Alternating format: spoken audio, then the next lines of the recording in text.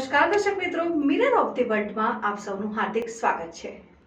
દેશી હાથ બનાવટની રિવોલ્વર તથા માઉઝર પિસ્તોલ મળી કુલ 2 અગ્નિશસ્ત્રો સાથે કિસમને પકડી પાડતી વડોદરા ગ્રામ્ય એસઓજીની ટીમ।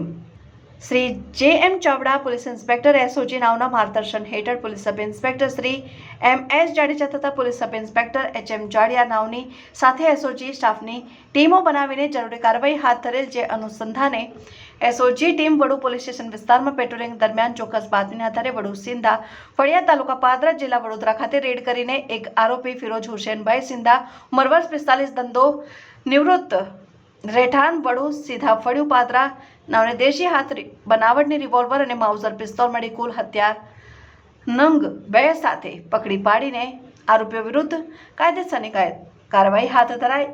પકડાયેલા આરોપીમાં ફિરોજ હુસેનભાઈ સિંધા